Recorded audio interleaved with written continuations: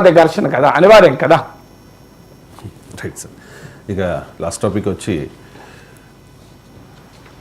విజయసాయిరెడ్డి వైఎస్ఆర్ కాంగ్రెస్ పార్టీలో నెంబర్ 2గా చలామణి అయ్యారు చాలా కాలం. అండ్ రీసెంట్గా రాజ్యసభ సభ్యత్వానికి రిజైన్ చేశారు. దాని మీద కూటమి నేతల నుంచి పెద్దగా స్పందన లేదు, కానీ వైఎస్ షర్మిల అయితే డిఫరెంట్గా స్పందించారు సార్. 2019 ఎన్నికలు అయిపోయిన తర్వాత, అప్పుడు అంటే 1 మంత్ తర్వాతనే, ఫలితాలు వచ్చిన 1 మంత్ తర్వాతనే 4 రాజ్యసభ సభ్యులు టీడీపీ నుంచి బీజేపీలోకి వెళ్ళిపోయారు. వైసీపీ వాళ్ళు అన్నారు సార్ అప్పుడు కావాలని చెప్పి చంద్రబాబు నాయుడు గారు బీజేపీలోకి పంపించేశారు అని చెప్పి. ఇప్పుడు వైఎస్ షర్మిల చెప్తూ ఉన్నారు సార్, విజయసాయిరెడ్డిని జగన్మోహన్ రెడ్డి రిజైన్ చేయించి త్వరలో బీజేపీలోకి పంపించే ప్లాన్లో భాగంగానే ఇదంతా జరుగుతోంది అని చెప్పి.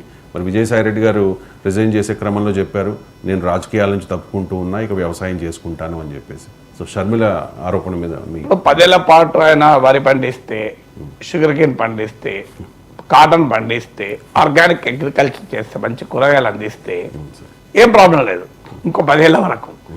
కానీ ఆ అగ్రికల్చర్ వరకే కన్ఫైన్ అయితే, కానీ అగ్రికల్చర్లో కల్చర్ ఉంటుంది, సో పొలిటికల్ కల్చర్ ఉంటుంది అగ్రికల్చర్లో. సో అందువల్ల నిజంగా నేను వ్యవసాయానికి రేపు 5 ఏళ్ళకు 6 నెలలకు ఏడాదికి చూస్తాం కదా. సో పవన్ కళ్యాణ్ మన విజయసాయిరెడ్డి పొలంలో ఉన్నాడా, ఎక్కడ ఉన్నాడా అని, పొలం గట్టు మీద ఉన్నాడు అనుకోండి, ప్రాబ్లమే లేదు.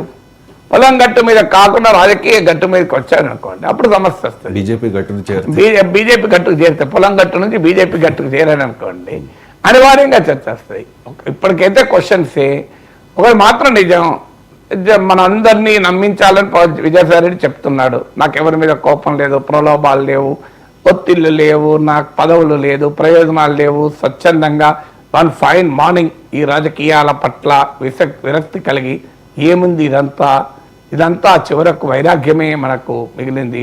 ఏది శాశ్వతం కాదు, పదవులు శాశ్వతం, ఈ దేహమే శాశ్వతం కాదు, ఇందులో ఆత్మ మాత్రమే శాశ్వతం, దేహం శాశ్వతం కాదు. ఒక దుస్తుల్ని మార్చినట్లుగా ఆత్మ దేహాలను మారుస్తూ ఉంటుంది అని ఒక తాత్విక చింతనతో విజయసాయి రాజకీయాలు విరమించుకున్నాడని ఎవరన్నా అనుకుంటే అది పొరపాటు. ఖచ్చితంగా దాని మీద రాజకీయ ప్రెషర్స్ ఉంటాయి. ఇది పొలిటికల్ డిసిషన్. ఆ ప్రెషర్స్ ఎవరు పెట్టగలుగుతారో అధికారంలోనే పెట్టగలుగుతారు. సో దీనికి జగన్మోహన్ రెడ్డితో ఆయనకున్న విభేదాలే కావచ్చు.